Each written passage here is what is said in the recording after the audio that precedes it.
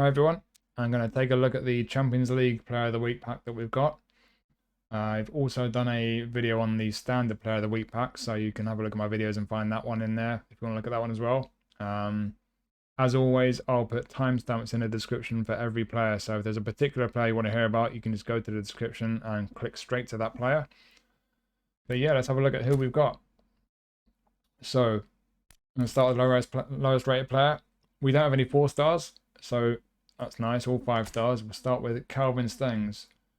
And this is a nice player. This is a nice card. So Stengs is normally a creative playmaker, but they've made him a whole player, which is nice. It's a very effective playing style. He'll make more attacking runs from wherever he's playing. If he's playing through the middle, that is. That won't be an active play style on the right, though. He can still play wide right, but he won't be a whole player there. But yeah, as a whole player AMF, he's got pretty much everything you'd ask for. He's not really outstanding anywhere, but the attacking awareness is good. On the ball, he's good. Passing is pretty good, certainly the low pass. Finishing's okay at 77, with good curl, good pace, pretty good balance. Stamina's not the best. He will get tired quickly. AMFs do get tired quite quickly. 75 stamina doesn't really go well with that, so keep an eye on that because he will get tired. You look at the skill set. What they've added for Stengs is through passing. So he's now got one touch pass and through passing, along with first time shot, pinpoint crossing, long range curler. Got a great set of skills in terms of end product. He does have some dribbly stuff as well for the dribblers. But that through passing, I think in particular, is going to really make him effective as an AMF. He looks like a really nice card. Lofted pass at 75 with pinpoint crossing. His crossing is not going to be brilliant. I don't think that's really going to come into play much. But like I say, he's going to have a very good pass on him, through pass, and everywhere else on the ball, the pace and awareness and everything. This is a nice looking card. Like I say, it's not exceptional. He's not an elite level player, but it looks pretty nice. He looks like he could be a pretty neat player to try out in that attacking midfield position. So I'll be quite interested to get this guy. Then we have Tell from Bayern. This is interesting. This is the first of 2 or 3 cards we've got in this pack who have absolutely ridiculous pace. 94 speed, 90 acceleration. Wow. Balance is pretty decent. Down the left, attacking awareness 80s is decent. Depends where you play him. They've made him a whole player and a left midfielder. Whole player will be active left midfield. He'll make some pretty aggressive runs forward into good positions, but he won't be active striker or wide right.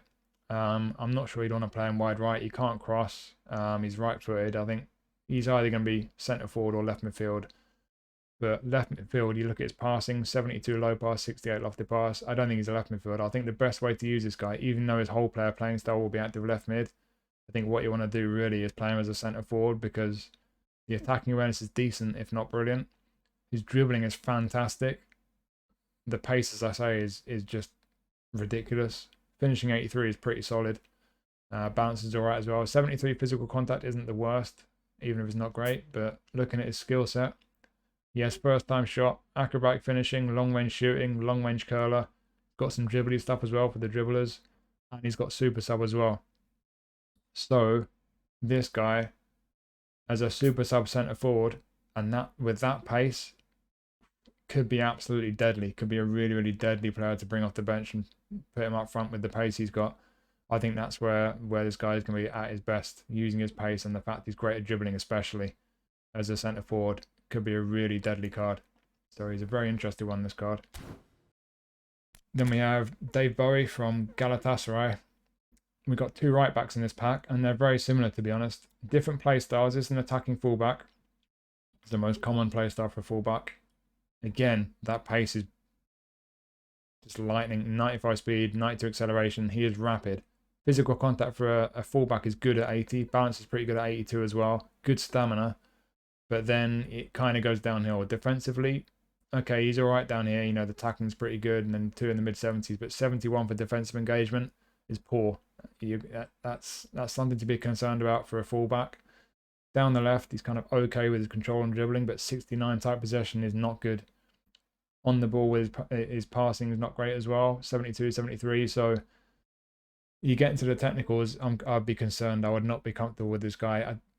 That type possession, I picked up a player of the week, Estupinian, a few months back, I think it was now, and he had really low tight possession, and you notice it. It's something I found really frustrating. I ended up releasing him in the end. but this passing as well, 72 low pass, you're going to be giving the ball away. 73 lofted pass, really not great. You look at the skill set, he does have pinpoint crossing, which will compensate for the lofted pass, but it's not going to make his crossing good. It just means it's not going to be quite so bad as that 73 lofted pass would suggest. One touch pass, same thing. It will compensate for his passing being poor, but it's not going to make it good. Acrobatic finishing, long range shooting, I guess nice little bonus skills to have, but they're not going to make a lot of difference just as a right back. He's not going to be in those positions very often to get on the under crosses or to get shots away. Long throw, interception is good, aerial superiority, sliding tackle, acrobatic clearance, fighting spirit. He's got a pretty good selection of skills for a right back. It would be nice to have maybe blocker and man marking, but that would be being greedy. I think he's got some decent skills for a right back, so he's an interesting one. He's got qualities, good skill set for a right back, just lacking the engagement. But you'd have to use him as quite a defensive fullback because he is lacking going forward. He's not great on the ball, especially with the passing with that type of possession. It's a funny one because he does have those qualities, the crazy pace, he's physically quite strong, good balance and stamina and everything. As a right back, his job is primarily to defend. You could find him pretty effective outside of that defensive engagement being a bit on the low side. But for me personally, even though he's got some great qualities down the left there, that's what concerns me. So for some people, could be a very interesting card to pick up. For me, the weaknesses just kind of spoiled him a bit for me. Then we have our goalkeeper. Now this is an interesting one because Provedel scored a last-ditch header in the Champions League. So they've given this goalkeeper heading and aerial superiority, which is probably not going to really help anyone ever. Maybe now and then, last minute, you send him forward for a corner or something, but other than that, I don't know if it'll make much difference. Although aerial superiority, it would be interesting to know if that makes any difference for a goalie.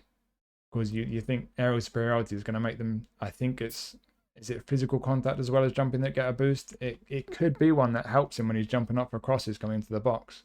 And he does need that help because he's only got 71 for jumping. So it will be interesting to know if that makes a difference. If anyone knows if that does make a difference, let me know in the comments. It's not something that's known, I don't think. But yeah, outside of that, 71 for jumping is not the best. He's about 6'3.5". He's almost 6'4", so I don't think that jumping's too bad as it is. But then you look down the middle here, the important attributes: 87 awareness, 87 reflexes, 89 reach, and he's into the 80s for catching and parrying. I think this is actually a really good goalkeeper. I think that 93 rating is a little bit on the low side from what I can see here. It looks very good. The jumping is a bit of a concern, but like I say, looking at those most important attributes, they're very good. I think this is a good goalkeeper card. Unwavering form as well. So yeah, for me, a nice fun bonus with the heading and stuff, but essentially you separate those things, and I think what you've got here is a really good solid goalkeeper. That's a good card. Then we have Brais Mendez from Sociedad. Now I had a feature version of him from a Sociedad pack ages ago. It was a 4-star. I didn't like it at all. I got rid of it. I released it. This one's a bit different.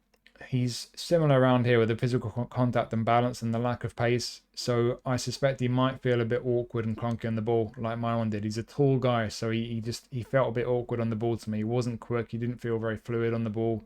You could find the same thing, but he's a bit better on the ball, this one, especially the ball control is very good. And with his passing especially, that's where he's really strong. 90 low pass, 88 lofted pass. So you've got a fantastic pass on him. Look at the skill set. They've given him through passing as well, so he could have a really deadly through ball on him.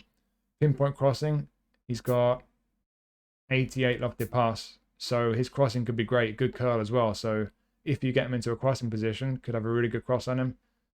Through passing, like I say, he's also got first time shot, long range shooting, and long range curler. And with 80 for finishing, he could have a really, really effective shot on him. Down the right, though, like I say, he's lacking a bit of pace and physical strength. So he's all about the technicals. Depending on how you use him, he could be a very, very interesting card to have. For me personally, I would be concerned about what he's like on the ball with the pace and the physical strength and balance. Got unwavering form, though. They've made him a box-to-box. It's something to bear in mind. Track back is the other skill they've given him. I think that's the other skill alongside through passing that they've added. Track back on a box-to-box, who for me is best as an attacking midfielder because he's not really great at defending. What you'll find, attacking midfielders do get tired fairly quickly compared to most positions. So 81 stamina is not bad, but it's not brilliant. And with track back as well, he's going to be doing a lot of running. on top of the fact that he's playing attacking midfield if you play him there. So keep that in mind, because he might get tired quickly. And if you play him centre mid box to box, okay, his defensives could be worse, but he's not the best defensively, so keep that in mind. But as a very attacking box to box centre mid, again, those technicals, the passing could be very effective.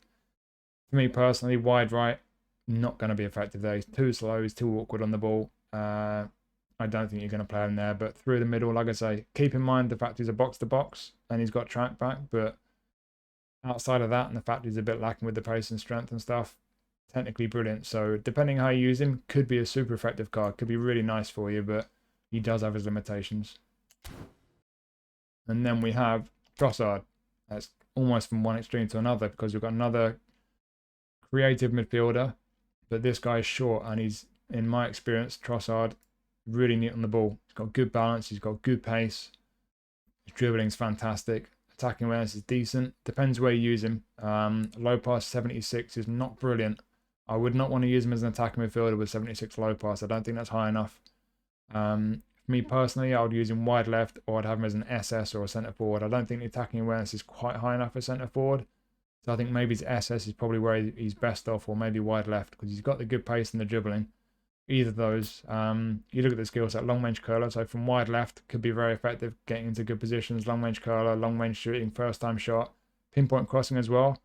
All of that very effective wide left, to be honest. He doesn't have through passing, and only 76 for low pass, so yeah, could be neat playing at SS, popping shots off, but maybe wide left is where this guy's best. The pace, very nimble, good on the ball, and with the skills he's got, the end product, the type of end product where he's really best.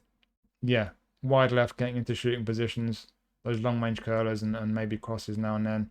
82 lofted pass, 81 curl with pinpoint crossing. Could have a good crossing as well. So yeah, could play all those positions to an extent, to be honest. But like I say, be mindful of his passing being a bit low for an attacking midfielder. Maybe the attacking awareness and finishing isn't high enough for centre forward, but as an SS or wide left, this is like, it could be a really fun card to have. It's pretty decent. Then we have Joao Felix from Barcelona.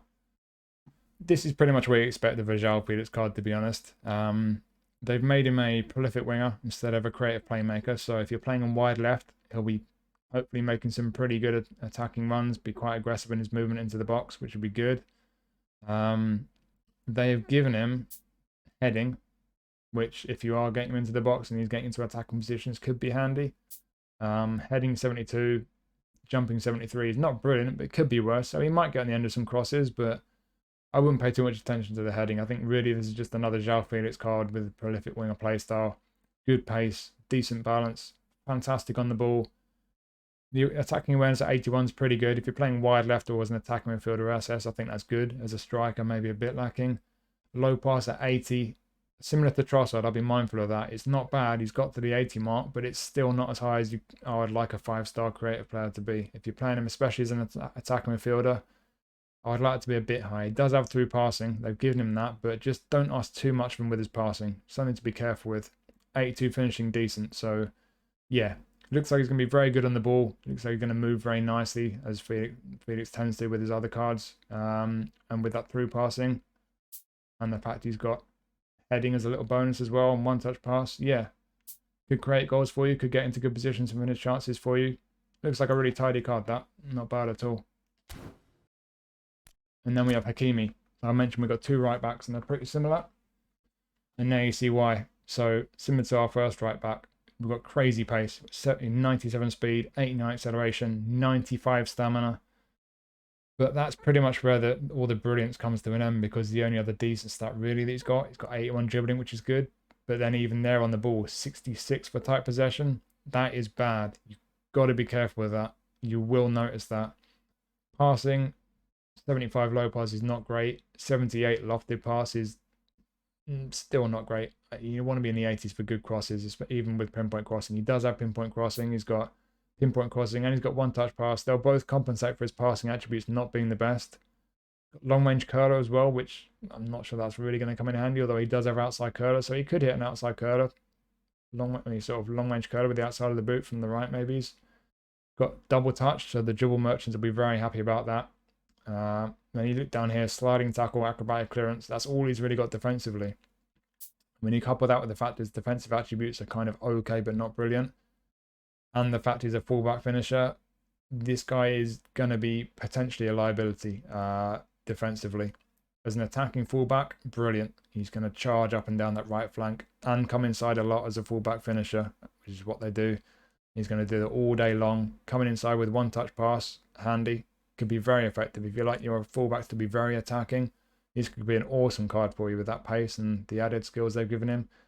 If you want your defenders, your fullbacks to be able to defend, though, I think he could be a bit of a concern. That's what I like. I like my fullbacks to be able to get forward and put crosses in, but I don't like fullback finishers, and I don't like fullbacks who lack defensive skills and defensive attributes. So he's got some brilliant strengths at pace especially, and some interesting skills, but do be mindful of the weaknesses because there are weaknesses there. So there you go. It's an interesting selection. Some very, very quick players in there. Personally, I think... Hang about, I've forgotten one. I forgot Alvarez. How could I forget Alvarez? So, Julian Alvarez, they made him a whole player. Normally, I think a deep lying forward. I think there's been a goal poacher card as well. Whole player will be active as an attacking midfielder or an SS. There's no real weakness. It would be nice for his speed to be a bit higher. It would be nice for his dribbling to be a bit higher. So he's not going to be kind of gliding past people with the ball necessarily, but they're not overly weak either. But when you look elsewhere, the ball control is great. Attacking awareness is great, so he can play as a striker if you want him to. Low pass at 83 is good. Finishing 86 is very good. Acceleration is great. Decent balance and stamina. He's got unwavering form as well. And what they've given him is long range curler. So they've added long range curler. He's already got one touch pass and through passing. Pinpoint crossing as well if you're playing wide on the right, which you can. First time shot, long range shooting.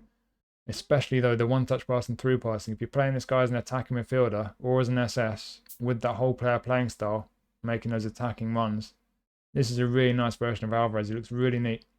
I'll be pretty pleased if I get this guy because I think, to be honest, he could play pretty much any of these positions that he's got there. But if you're playing him in a position where whole player is active, attacking mid or SS, I think he could be really, really effective. A really nice card. And somehow I forgot Rudiger as well.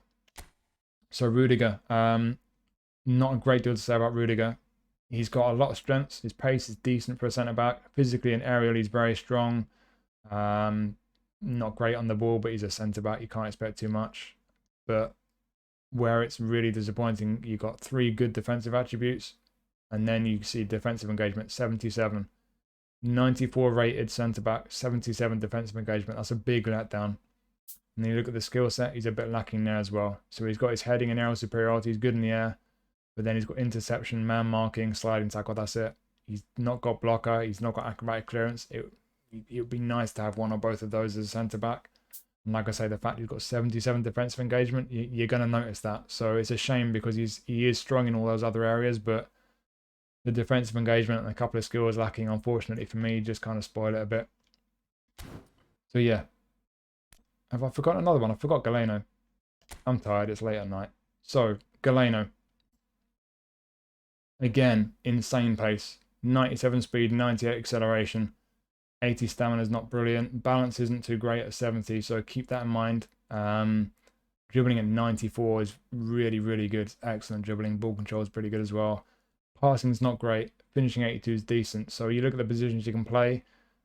Wide left or wide right. Okay, so passing's not great. He's not going to be putting many crosses in. I think what you're going to be doing with this guy, you're going to play him wide left and try and get him inside into shooting positions, hit some long range curlers. He does have long range curler. He's got long range shooting as well and first time shot. Pinpoint crossing, like I say, his lofted pass isn't great. So I don't think pinpoint crossing is really going to come into play much with him. But with the shooting skills he's got, 82 finishing. His curl's not brilliant at 72, but the most important one is finishing. And with the pace that this guy's got and the dribbling, he could be absolutely menacing coming in from the left-hand side, getting into those positions and getting goals for you. So, yeah, not without weaknesses. Like I say, the passing's not great. The attacking awareness is a bit on the low side as well. Be careful with the balance as well. He could get bumped off the ball pretty easily.